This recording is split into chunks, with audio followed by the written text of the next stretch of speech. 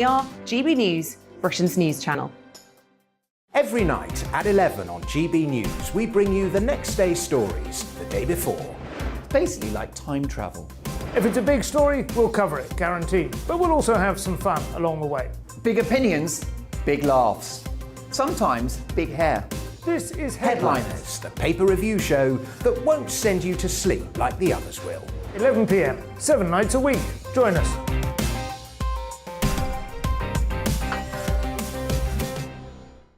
Hello there, I'm Eamon Holmes. And I'm Isabel Webster.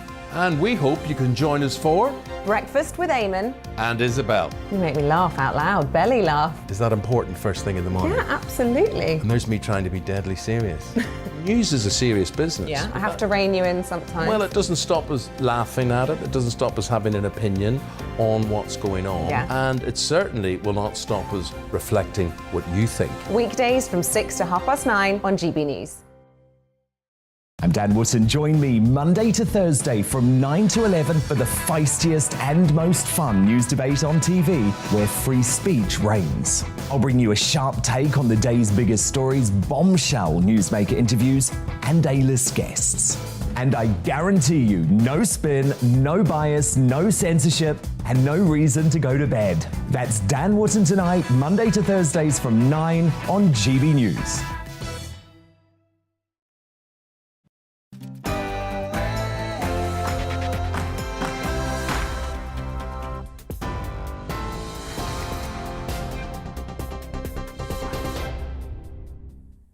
Good evening, it's 6 o'clock. I'm Miranda Schunke in the GB newsroom. Presidents Putin, Macron and the German Chancellor Olaf Scholz have held three-way talks aimed at de-escalating the crisis in Ukraine. Speaking for more than 75 minutes, the Western leaders called for a ceasefire agreement with the Russian president. But a French presidency spokesperson said it was clear Putin was not ready to end the war. Meanwhile, President Zelensky says that 1,300 Ukrainian soldiers have died so far in the conflict. He also warned Russia that it could only take the country's capital, Kyiv, if it razes it to the ground. He also demanded the immediate release of the mayor of Melitopol, a city in the southeast of the country, which was allegedly caught on CCTV. GB News cannot independently verify the video, but it's reported he was kidnapped from the city, which has fallen under control of Vladimir Putin's forces. The demand is simple: to release him from captivity immediately.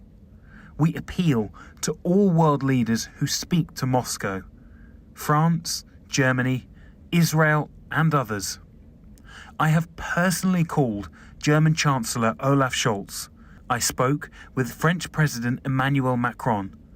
I will talk to everyone to free our people. We expect them, the world leaders, to show how they can influence the situation. Well, Ukraine's foreign minister says his country is ready to negotiate with Russia to end the war, but would not surrender or accept any ultimatums. Speaking at a virtual event organised by the Renew Democracy Initiative, Dmytro Kuleba also calls for more military supplies. The Ministry of Defence says the bulk of Putin's troops are now around 15 miles away from the centre of Kyiv. Mr. Kuleba says additional aircraft could make a key difference in the war.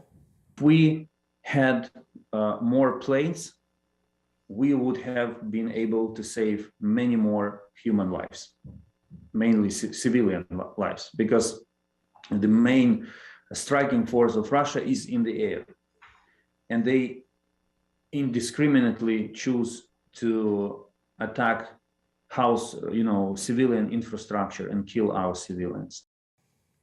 Meanwhile, the French president has criticised the UK's government's response to helping Ukrainian refugees. Emmanuel Macron said he expected better of Britain's visa policy, which requires applicants to apply in person in Brussels or Paris. In response, the Home Office said it was bringing in measures to make the process quicker by allowing people to apply online.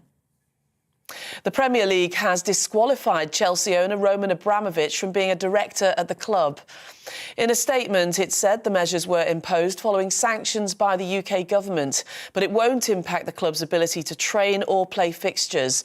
Under the new rules, the club can't sell any new tickets or merchandise. And new research from the TUC says energy bills could increase at least 14 times faster than wages this year. It says gas and electricity bills are set to rise by 54% when the price cap changes in April. But average weekly wages will go up by just over 3%. A government spokesperson said it recognised the strain families were under and will be introducing a £21 billion package of support.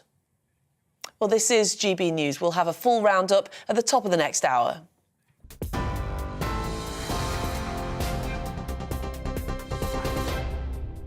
Looking ahead to this evening's weather, and heavy rain and strong winds will affect Northern Ireland, Wales and Western England, but mostly dry elsewhere. Let's take a look at the details. A wet and windy evening in store across much of southwest England, though something a bit drier and clearer will soon move into Cornwall, but it will remain windy here.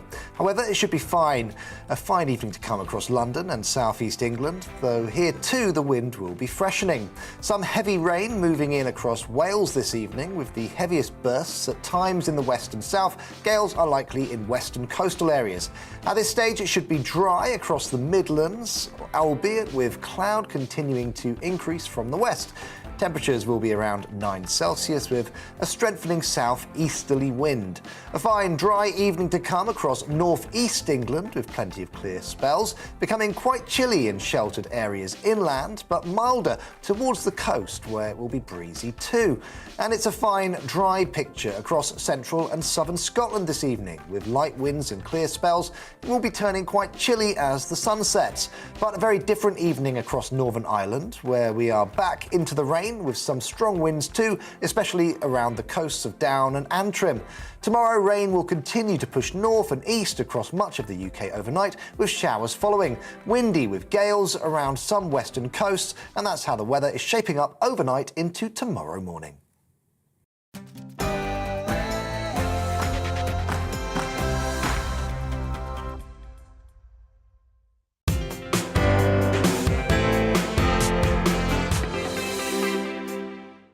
This is the Saturday selection here on GB News. I'm Esther McVeigh. And I'm Philip Davis. Coming up, we'll be going through the week's top stories when Dia Chakravarti of the Daily Telegraph joins us in the studio. But first, we've all seen by now the terrible pictures coming out of Ukraine this week of a maternity hospital shelled by Russian forces. It highlights more than ever the need for humanitarian help in a country being torn apart by war. Our first guest today is the Health Secretary, Sajid Javid. Thanks for joining us. And firstly, what medical help are we offering Ukraine? Good morning. Thanks for having me on. We've been working very hard with our Ukrainian friends ever since the start of the conflict on humanitarian aid. So far, in terms of medical support, we've sent out 6 flights from the UK full of medical supplies and equipment and vital medicines and wound packages. We're coordinating also with our European friends to make sure that together we can provide everything that is needed. And of course, we will continue to do so over the coming 2 weeks or so. We would expect to send out many, many more flights. Sajid, thanks for that. I'm sure people will be pleased to know what the government's doing to help. Can I just move you on to the subject of COVID? Obviously, thankfully, the government have relaxed all of the conditions.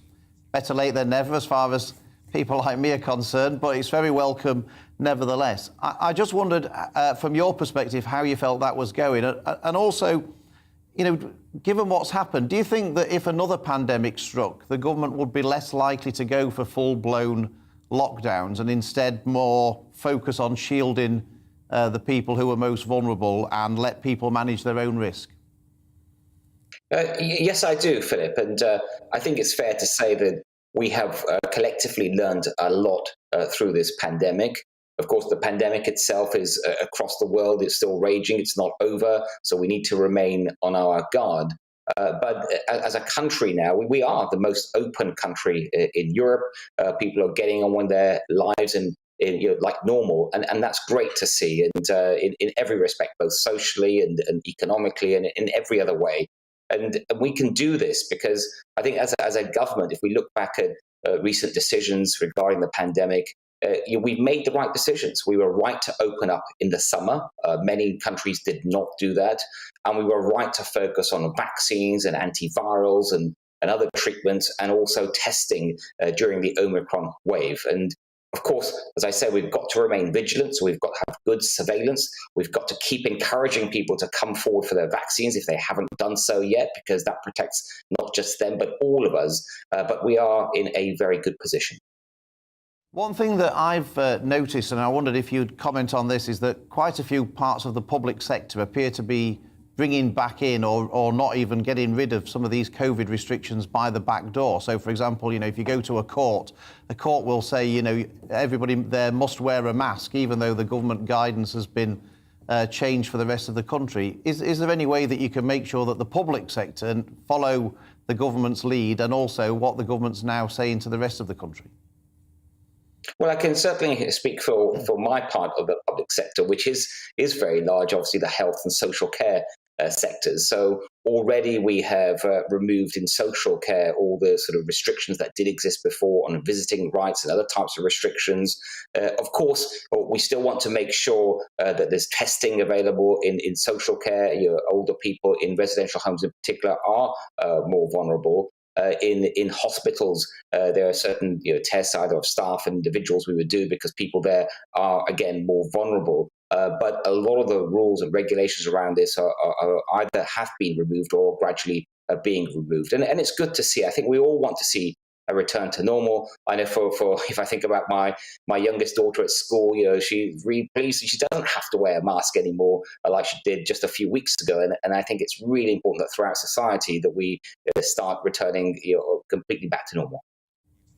Sajid, the health budget has grown considerably over the last 10 years, and it's now bigger than the GDP of Greece. Is it going to continue to grow?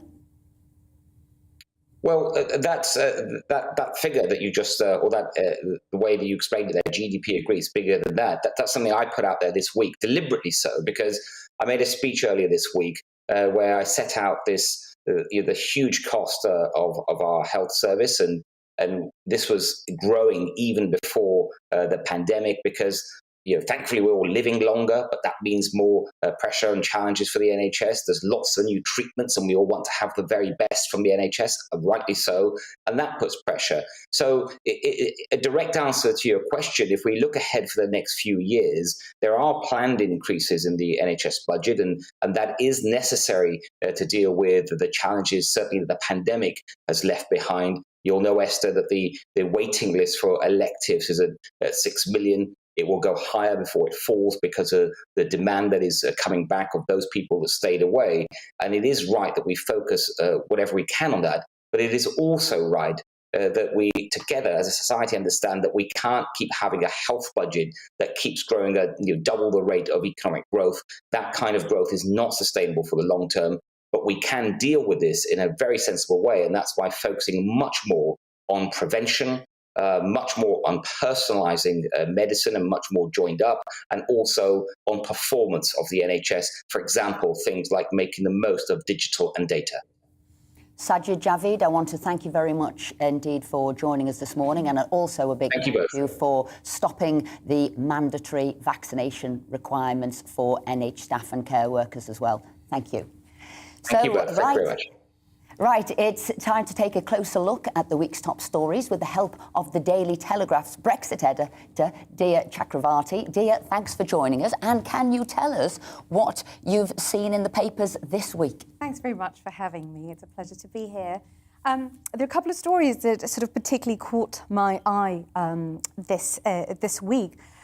One of the stories was about, it is to do with the Ukraine war, but more to do with its implications on the UK and also our neighbouring parts of Europe. And energy independence or self-sufficiency in energy has become very much a sort of a topic of conversation again as we anticipate a rise in energy bills and perhaps even not having access to enough energy to heat or eat heat our homes or cook in our homes.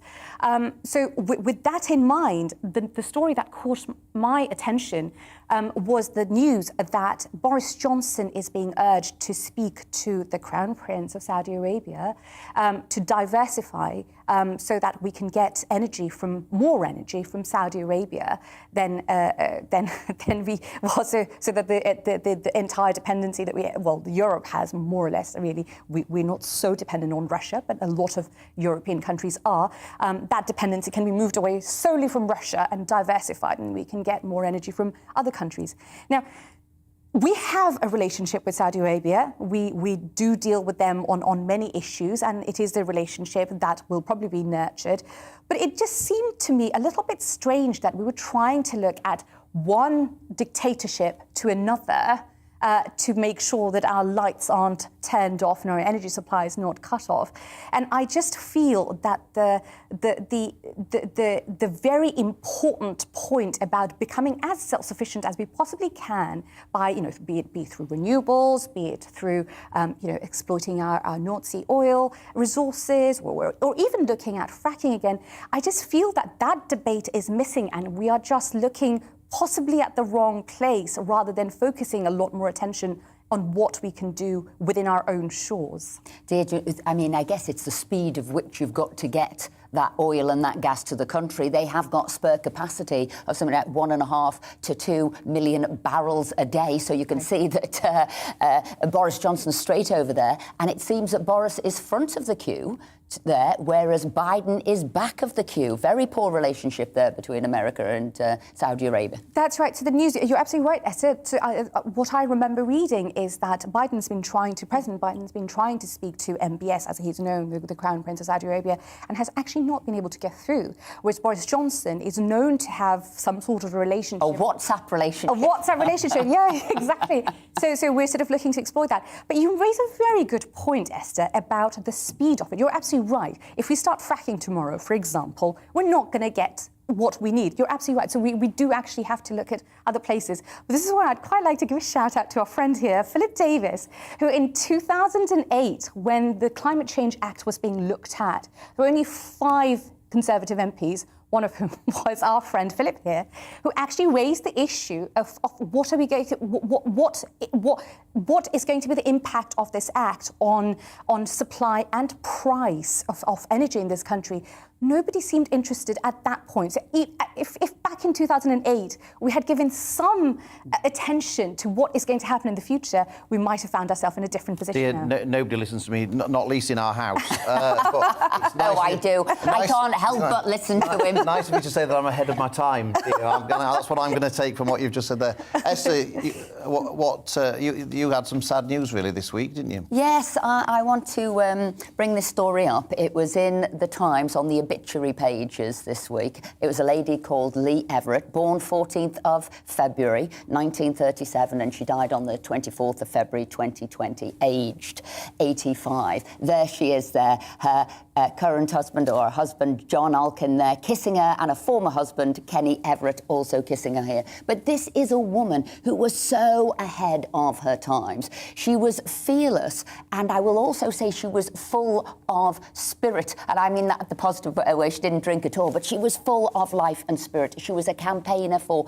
gay rights, for women's rights, for animal rights, and she also was really at the forefront of mindfulness. People now talk about the mental health issues of young people, of all people really, but she always did this. Know your own truth, know your own mind, and follow the purpose you were put on this planet to do, because frequently that's why people lose the way, is because they're not full of mindfulness. And so I wanted to bring her to the fore, but she was frequently in the newspaper, she was frequently in the media, because of her glitterati friends, because of who she was her boyfriend, because who she married.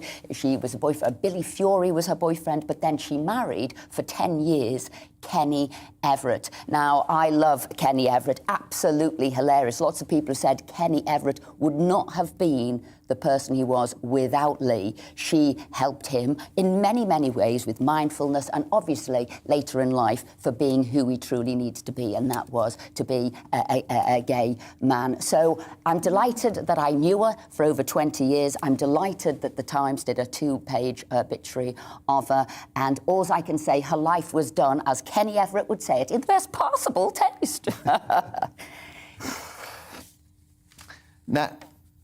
Now, I mean, the thing about Kenny... I was hoping we were going to see a little bit of Kenny doing in the best possible taste rather than me doing it. The thing, though, I mean, Esther knew Lee well, which is the bit she did say. And the thing that I love is that you remember when Kenny Everett spoke at the Conservative Party rally before the election with he had these big hands and he was doing the Conservative Party rally, and he said to Lee afterwards, he said, "Do you know what, Lee? I was really tempted to come out at that when I was speaking. I was going to come out."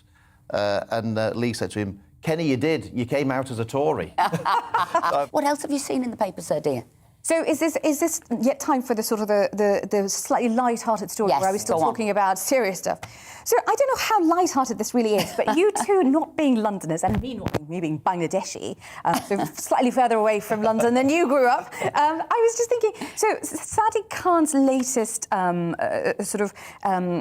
campaign seems to be a well-intended one of combating sexual harassment on the tube, and as a woman a woman who uses the tube a lot, of course there's a very important need for that. But one of the things that is listed there as potentially sexual harassment is intensive staring. Now, as Northerners, do you find, I just wanted to ask you, do you already find London a little bit, you can't even smile at people. I really like smiling at people. I make eye contact with anybody. I like to give them a smile. And sometimes in London, on the tube, they look at you as if you're some kind of a freak and that you've kind of come into their space just by smiling. I don't know how you two feel about this and how you think staring would be policed if that slightly became criminal behaviour. Well, I don't understand. I mean, how do you give evidence in court about that? About how this person was... Well, usually I find everybody averts your gaze. Please. Absolutely, yeah. Everybody quickly looks down to a book. No, I think smile. It's free. You can give somebody, I don't know, just a boost. A smile is a positive thing. So I'd say we need that human engagement. So I'd say, what a load of rubbish. And just a positive smile. Obviously not a shifty sort of staring out, violent stare, but just a smile. But we like to think we're much friendlier up north. We like to think so. Whether that's true or not, I don't know. But we certainly like to think that we're much friendlier up north. Yeah. What's your views on that, GB viewers? Yes, exactly. Tell us, gbviews@gbnews.uk. Are we more friendly up north? So, Dia, thank you very much indeed. Now, coming up, is it time to rethink the ban on fracking in the wake of the Ukraine crisis? Stay with us.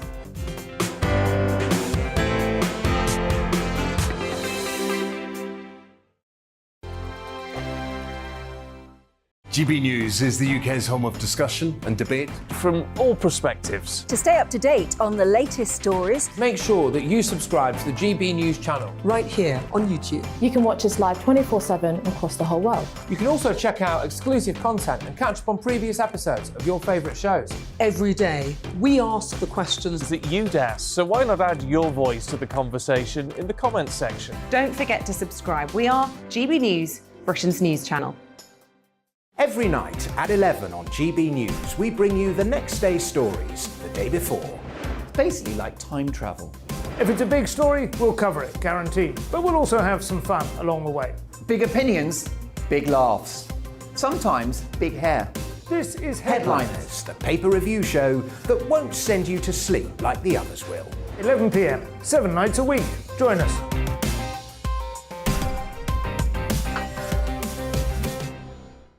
Hello there, I'm Eamon Holmes. And I'm Isabel Webster. And we hope you can join us for... Breakfast with Eamon. And Isabel. You make me laugh out loud, belly laugh. Is that important first thing in the morning? Yeah, absolutely. And there's me trying to be deadly serious. News is a serious business. Yeah, I have to rein you in sometimes. Well, it doesn't stop us laughing at it. It doesn't stop us having an opinion on what's going on. Yeah. And it certainly will not stop us reflecting what you think. Weekdays from 6 to 9:30 on GB News. I'm Dan Wootton. Join me Monday to Thursday from 9 to 11 for the feistiest and most fun news debate on TV, where free speech reigns. I'll bring you a sharp take on the day's biggest stories, bombshell newsmaker interviews, and A-list guests. And I guarantee you, no spin, no bias, no censorship, and no reason to go to bed. That's Dan Wootton tonight, Monday to Thursdays from 9 on GB News.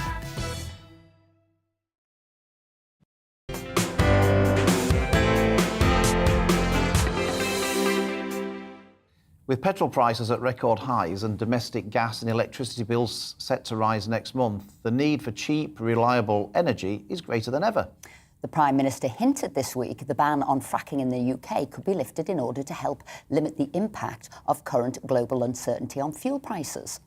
But were there good reasons for the fracking ban in the first place? Has anything changed? And are renewable options such as onshore wind farms a better bet? Let's get thoughts of Dr. Benny Peisner, climate policy expert and director at Net Zero Watch. Benny, thanks for coming on. In the current geopolitical climate, is a review of the UK's ban on fracking a sensible move? Absolutely. Good morning, Esther, Philip. Absolutely. If you compare the gas prices in Europe, where fracking is basically banned, to the US, where they are getting a lot of shale gas out of the ground, we're paying roughly between 10 and 15 times higher gas prices than in the US. So clearly, if you have plenty of shale gas, prices will come down quite dramatically.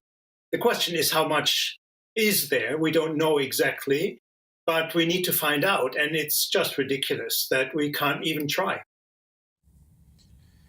Benny, obviously in the past, the focus on energy policy over the last few years has all been about making it greener. Now it seems to me there's an opportunity for that debate to change to being about security and about the cost of it. I just wondered, has the issue with gas and oil and all of this and the prices that have gone up, in a funny kind of way, has that made the case for renewable energy? Because some people would say, well, look, that gives us security and also it's cheaper. Yeah, well, most people don't understand the energy system, and they don't understand that as we increase the amount of renewables, we increase the amount of gas that is needed to back up the renewables. So if you compare what the energy mix was 30 years ago, 70% of energy, electricity generated was coal. There was hardly any gas, and 20% was nuclear. And today, coal has been almost entirely replaced by renewables and gas, because the more renewables have come on, the more gas was necessary to back up the renewables. So this idea that we increase the percentage of renewables, that would replace gas, is really naive, because how are we going to heat our homes and power our country if there is no wind and solar? So we need these backup power plants, and that requires a lot of gas, and the gas price goes up. So it's really naive and not workable. We need a bigger mix. We need more alternative forms of energy supply, and that certainly means we need more shale gas. And possibly, if we can no longer afford to heat our homes or power our country, we might have to go back to coal, as Germany and Italy are now doing. There is the potential. I mean, think about it. The latest estimate are that our energy bills will quadruple. So in other words, they will be 4 times as expensive than a year ago. Most families won't be able to afford that. Most energy suppliers will go bankrupt. Benny, I get the point about shale energy. It's something I've argued for quite a bit over a long period of time.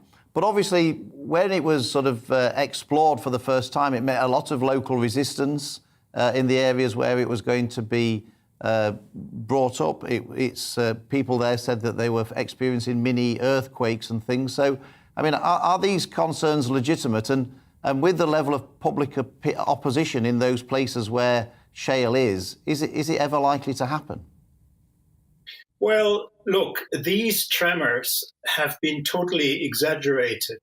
They're so minute that you really, it's a bit like a van driving past your house. It's that kind of, it's not an earthquake, it's a minor tremor. And wherever you have geological activity, wherever you have geothermal or, drilling into the earth, you have these tremors. That is inevitable. So the people of Blackpool and in the Northwest, they have to decide, do they prefer energy bills going through the roof, or do they prefer to have energy security and affordable energy? You have to weigh up, and you want the jobs that come with it, and you want to make sure that your homes are warm.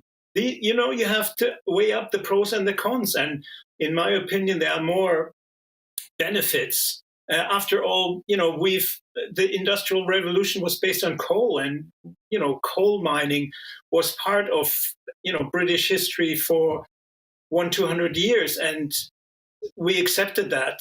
And the British public accepted that because it meant that we had, better life, quality of life, and everything, we have today is based on cheap energy.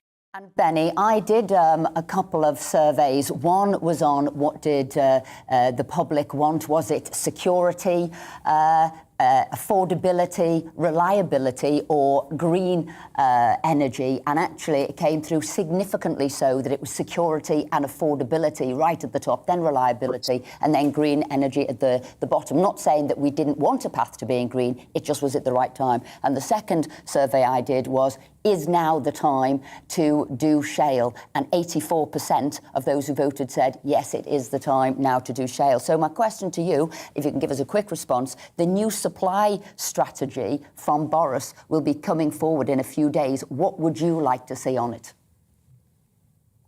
Everything that can be done has to be done. He cannot leave out options that would ease the pain. So any strategy that isn't comprehensive and uses all the tools that he has will come back to bite him, because he will be blamed for an utter energy disaster that we're facing in the next 12 months. As I said, the estimates are that we might not only see a trebling of costs, but a quadrupling of costs, up to £4,000 per year per household on average. As I said, most families are unable to afford that. So unless he comes up with a plan that includes every possible option, it won't be credible, it won't work, and he will be punished. Dr. Benny Pizer, Director of Net Zero Watch, thank you very much indeed for joining us. And we want to hear your views as well. Do email us in. What do you think about shale? Is that the way forward? Now, it's day 17 of Russia's invasion of Ukraine, and the severe shelling of several cities continued overnight. Let's speak to Yulia Mendel, a Ukrainian journalist and former spokesperson for President Zelensky, in a moment, who's in Kiev. We'll be speaking to her in a second.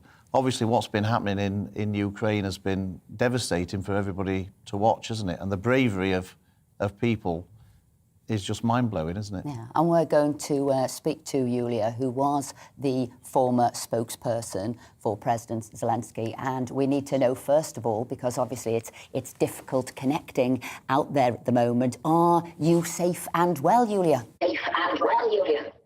Hi, thank you for having me. Actually, I am relatively safe, but of course we have air alerts and we live in different conditions right now when almost nothing works and people went to territorial defense units. We have checkpoints, we have a lot of guys with guns, and all Ukraine is united just to win this war.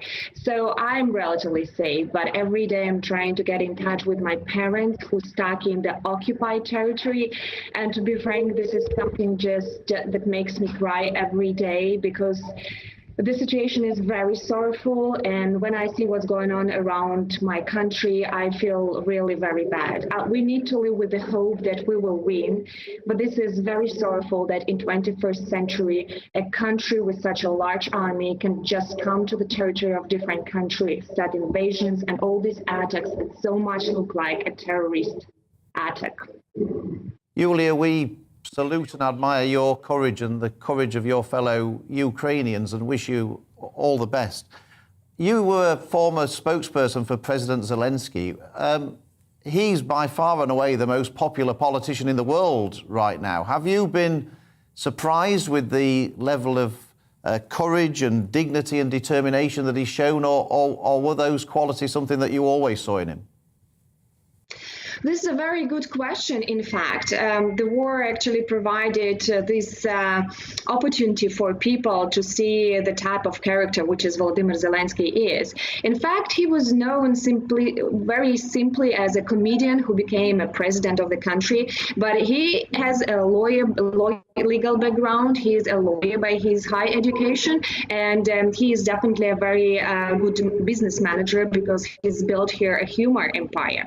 So what I must say is that there is the rise of respect towards the president all over the country, because he definitely didn't leave people when there was this kind of suggestion of evacuation when Russians entered Kyiv. He said, let me remind, I don't need a ride, I need weapons, right? The fact is, I was working with him for 2 years. And we might type of behavior and attitude towards risk.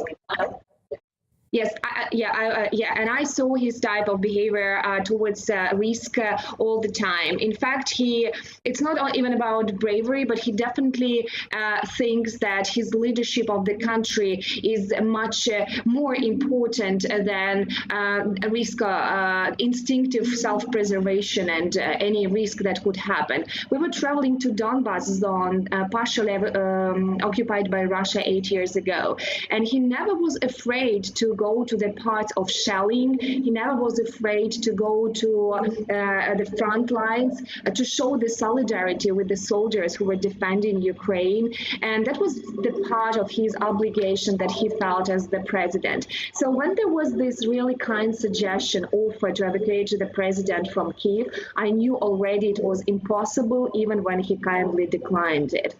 So up to now, President is showing really the leadership that Ukraine needs, because he has united Ukrainians to defend our country, and he has united the whole civilized world around Ukraine, because we understand that we are standing here not just for the territory of post-Soviet space. We are standing here for our independence and for the values of democracy that the world actually established after the World War II. Yulia, can I just ask you finally quickly, how do Ukrainians perceive the support that you've received from the United Kingdom? Do you think that the UK have done enough to support you? United Kingdom is actually valued here very much, because United Kingdom appeared to be one of the most reliable partners. What is seen here in Ukraine. First of all, let's be frank, United Kingdom was the first country to provide weaponry to Ukraine when we saw that the invasion was already in the place. Also, Boris Johnson was among all these big leaders, I mean the world leaders who arrived to Ukraine just in few days before invasion started. And that was the first prime minister to come to Ukraine in 16 years.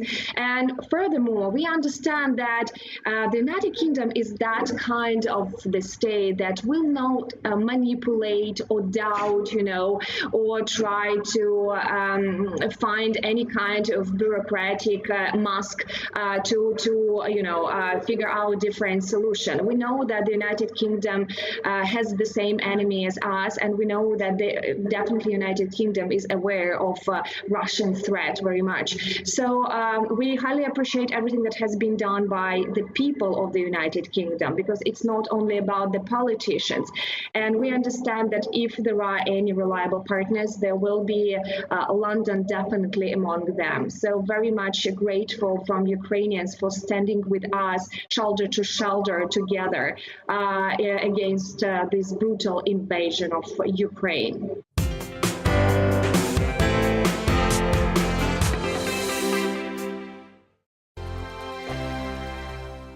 GB News is the UK's home of discussion and debate. From all perspectives. To stay up to date on the latest stories, Make sure that you subscribe to the GB News channel. right here on YouTube. You can watch us live 24/7 across the whole world. You can also check out exclusive content and catch up on previous episodes of your favourite shows. Every day, we ask the questions that you'd ask, so why not add your voice to the conversation in the comments section? Don't forget to subscribe. We are GB News, Britain's news channel. Every night at 11 on GB News, we bring you the next day's stories the day before. Basically like time travel. If it's a big story, we'll cover it, guaranteed. But we'll also have some fun along the way. Big opinions, big laughs. Sometimes big hair. This is Headliners, the paper review show that won't send you to sleep like the others will. 11 p.m, 7 nights a week. Join us.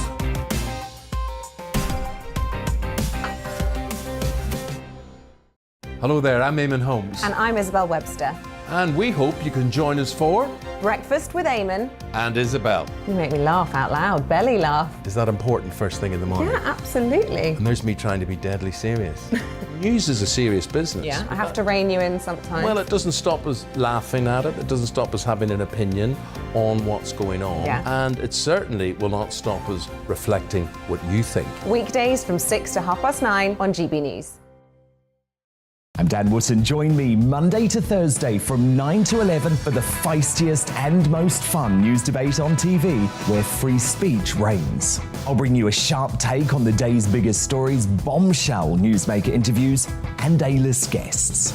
And I guarantee you, no spin, no bias, no censorship, and no reason to go to bed. That's Dan Wootton tonight, Monday to Thursdays from 9 on GB News.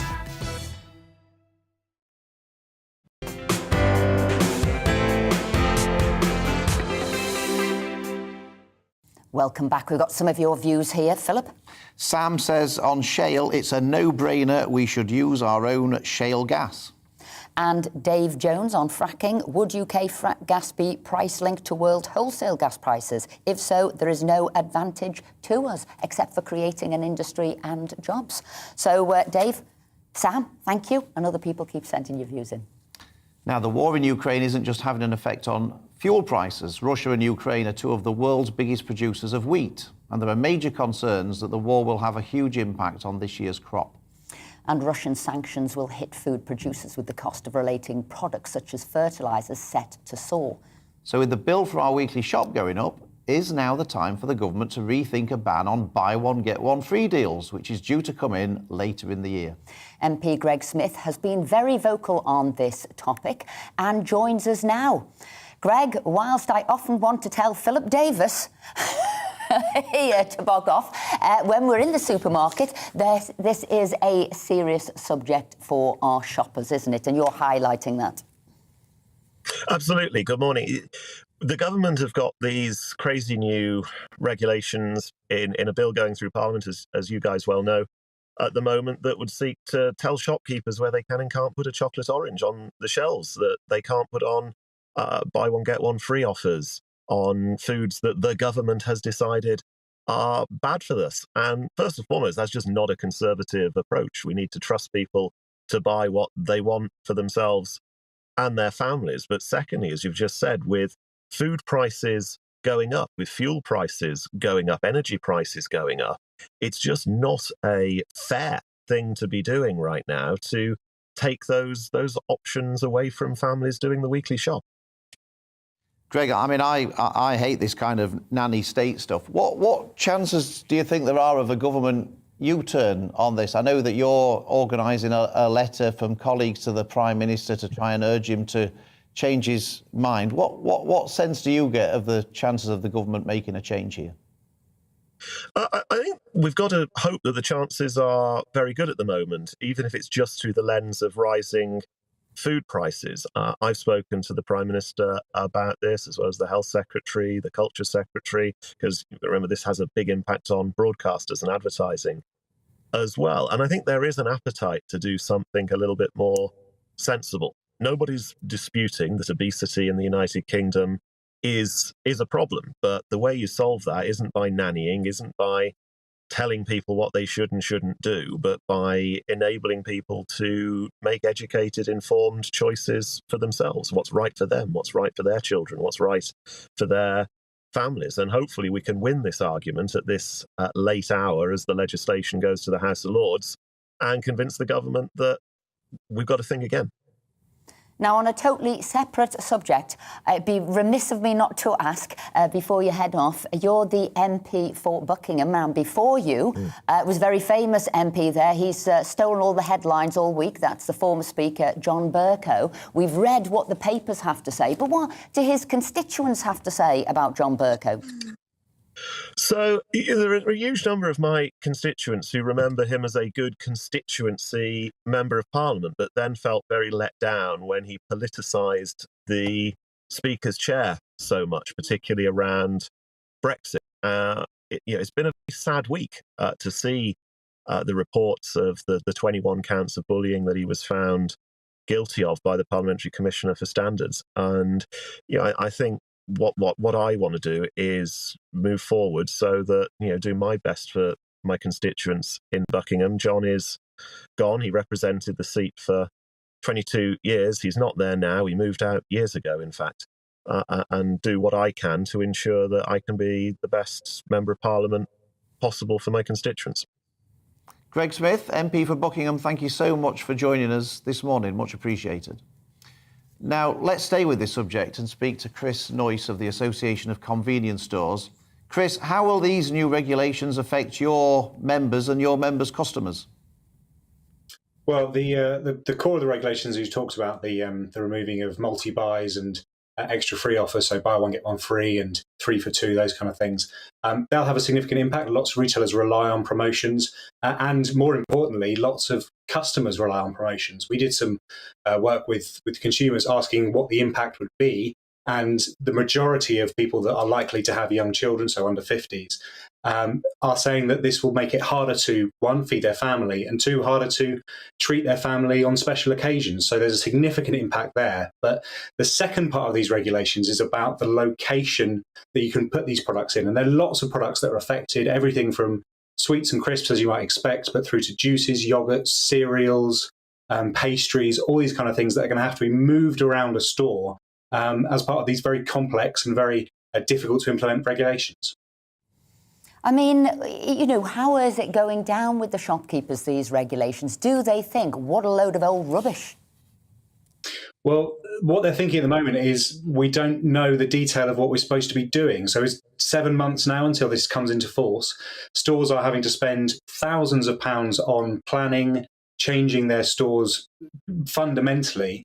There's lots of stores affected. And yeah, it's a significant impact. And I think the biggest concern is that this is going to happen. It's not going to have the desired effect. It probably won't change that much behaviour. And then the government will be looking at the next thing down the line. So real concern from our members about not just this, costing a lot of money and potentially not being that impactful, but then, what's next after that as well. You say, Chris, that it's going to cost these shopkeepers, these small businesses, a lot of money. Yes, it is thousands and thousands of pounds to sort of reconfigure their shops, but that money will have to be passed on to customers because you're going to have to get the money from somewhere. So if ever there was a ridiculous time, well, I'd never want to impose these restrictions, but if ever there was a poor time to do it, it's now. You're getting rid of free offers. So why shouldn't somebody get maybe 2 pizzas for free? 2 pizzas, 1 for free, put it in the freezer and then have it next week. You're in a cost of living crisis, and yet you're putting the prices up, stopping promotions and not allowing for somebody to get some food for free. It is lunacy. Yeah, you're absolutely right. And I think retailers are just in the same position as consumers in that everything's going up. Cost of energy is going up, cost of employment's going up. So when you get a cost of £13,000, £15,000 for a single store, £90 million for the whole sector, that can't just be absorbed. That's going to have to be reflected in increased prices. You then can't make promotions on those products as well, so that increases the price further and risks alienating a lot of customers. And we operate in a lot of difficult and vulnerable neighbourhoods. And those customers, in many cases, they're shopping specifically just because they're looking for deals, looking for things that they can afford. And this is going to make that much more difficult. Chris, I mean, I can't believe that we're getting to the point where the government are telling people what shelves you can put which products on. I mean, it's going to be a joy for every petty-fogging official around the country, isn't it, getting the tape measure out to make sure that you've got the right distance from the checkouts and everything.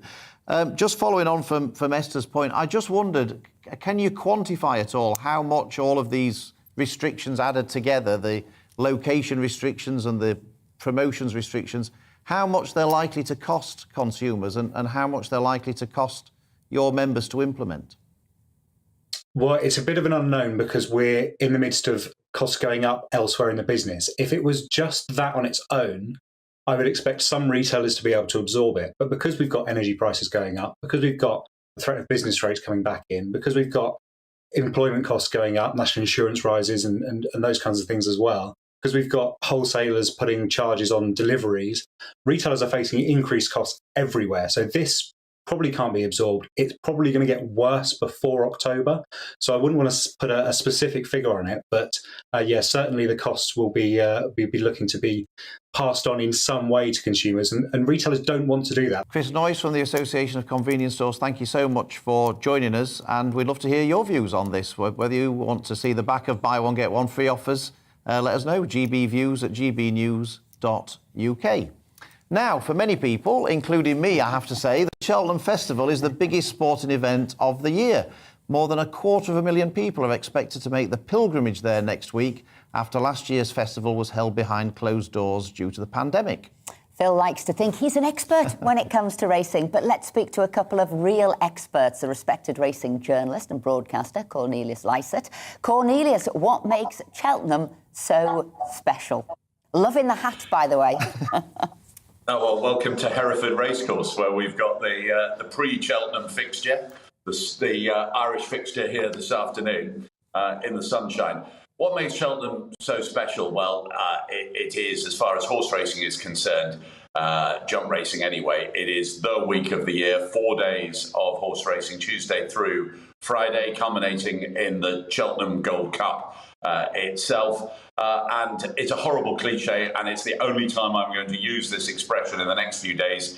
It's the Olympics of jump racing, but it is really, it comes around every year. It's the championship. The main horses from Britain, the main horses from Ireland compete over 28 races. And as well as all the action, it's a proper festival. So people descend on this tiny picturesque corner of Gloucestershire, where Cheltenham is located, to enjoy themselves and enjoy a festival, if you like, as well as all the action out on the track.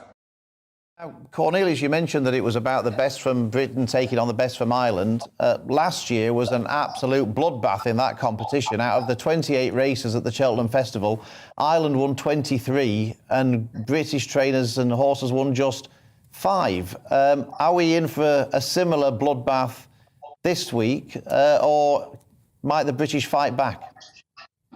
Well, I'm pleased your arithmetic is so good, but it's rather depressingly good. You're absolutely right. It was a rout, 23-5 in 2021. Irish jump racing is in particularly good health at the moment, with trainers like Willie Mullins, Gordon Elliott, Henry de Bromhead, who are all in prolific form.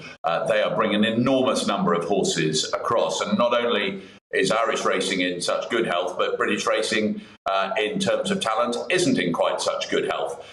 The likelihood is that the numbers will still be considerable for Ireland. I think the feeling is that Britain might get to 8 or 9, but that still means 20 or 21. Or 19 or 20 to Ireland. So Ireland are going to be very strong. They're particularly strong in the champion hurdle, an unbeaten horse called Honeysuckle, in the Ryanair chase, horse called Allaho, and in the Cheltenham Gold Cup on Friday, with a whole lot of very good chances, including last year's winner Minella Indo and last year's runner-up Aplutar and Galvin. So the Irish looking very strong, not just in the big races, but in some of the races that might be described as the undercard as well. Now, as Esther pointed out, I'm an enthusiast. You're an expert, Cornelius. So what our viewers and listeners want to know is what they should be putting their hard-earned money on next week to try and win a few quid. With the cost of living crisis, that's more important than ever. So come on, let's nail your colours to the mast. If our viewers and listeners had to have one bet next week, what should it be? Well, I have to tell you, viewers, Philip's being extremely modest there because he's renowned for his shrewdness when it comes to finding the winner of the 245, whether it's at Cheltenham or indeed at Carlisle. No, if you're looking for the big stories I've mentioned already, like Honeysuckle and Allaho and the Irish in the Gold Cup, a lot of hope behind a British horse, Shishkin, trained by Nicky Henderson in the Queen Mother Champion Chase, but a couple of big Irish contenders, Anugamen and Chacon Poursoir, up against that particular horse. And what is worrying fans of Shishkin and indeed other horses trained by Nicky Henderson, one of the champion trainers in Britain, is that his horses have been out of form over the last 3 weeks. He's got, I think it's 4 runners this afternoon at Hereford and at Sandown. So his supporters will be looking for an upturn in fortunes on that. And it is a Henderson horse that I will recommend. I will know my fate very early on in the fixture, in the first of the 28 races, because Team Henderson has a very good horse indeed called Constitution Hill. And Constitution Hill was taken to Kempton Park Racecourse for a gallop the other day against a champion hurdle contender called Epatante, also trained by Nicky Henderson. And Constitution Hill came out of that gallop miles on top. Is a horse with an outstanding chance in the opening race of the fixture, which is the Sky Bet Supreme Novices Hurdle Race. And the great thing about that race is there's been no Cheltenham normally for 12 months. So there's a great roar goes up. They're under starters' orders. They're off for the first race. This roar goes up. It'll be an even bigger roar in 2022 because, as you pointed out earlier on, the fixture took place in 2021 behind closed doors. We're going to have a roar here as well, Cornelius. Your friend is about to join us here. That's Paul Nicholls, champion national hunt trainer. Not once, but 12 times, maybe even 13 times. So, hello, Paul. I know you're in the deepest, darkest countryside, but we have got you. I'm talking about Cheltenham and your training capabilities and what's happening. What we want to know, Paul, is which one of your horses should we be betting on next week? That's what. Let's cut to the quick. That's what our viewers and listeners want to know. What's the Paul Nicholls winner next week? Well, the best 3 chances I've got, I think, are Brave Man's Game, Stage Star, and a horse on Friday called Bob and Co. But you know, so competitive there. How do you know which one to bet? You know, you nearly got to take your chance on what you know yourself. Really, we obviously think Brave Man's Game's got a great chance on Wednesday. Paul, Cornelius, thank you so much for joining us. Paul, we wish you every success next week. We know how difficult it is to train a winner at Cheltenham, so to train in 46 is a great achievement. We wish you all the very best. And Cornelius, enjoy it. And if your tips don't win, you'll need to be further away than Hereford when Esther's have to. I can tell you, if Constitution Hill doesn't win, you'll be on the run from Esther.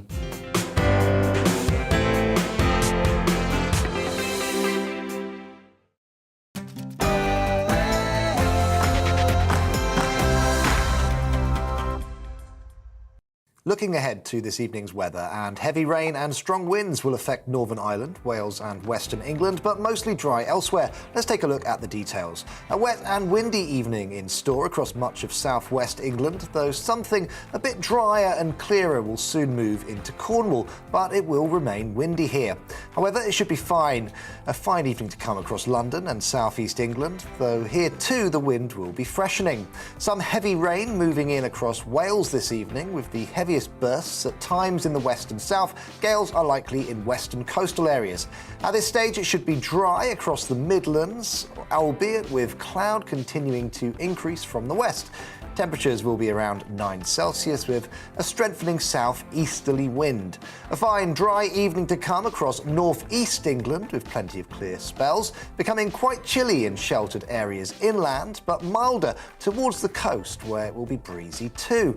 And it's a fine, dry picture across central and southern Scotland this evening. With light winds and clear spells, it will be turning quite chilly as the sun sets. But a very different evening across Northern Ireland, where we are back into the rain with some strong winds too, especially around the coasts of Down and Antrim.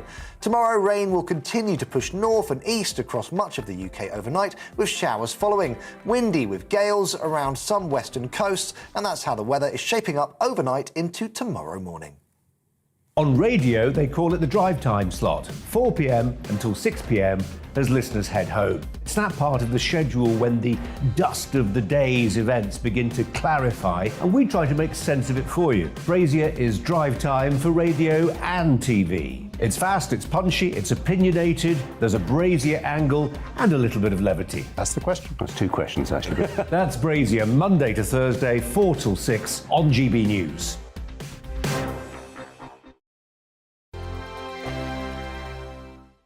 GB News is the UK's home of discussion and debate from all perspectives. To stay up to date on the latest stories, make sure that you subscribe to the GB News channel right here on YouTube. You can watch us live 24/7 across the whole world. You can also check out exclusive content and catch up on previous episodes of your favourite shows.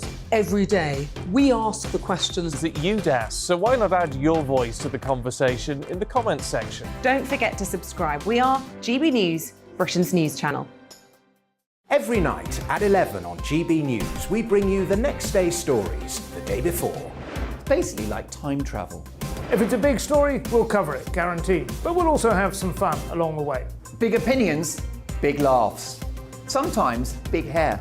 This is Headliners, the paper review show that won't send you to sleep like the others will. 11 p.m, 7 nights a week. Join us.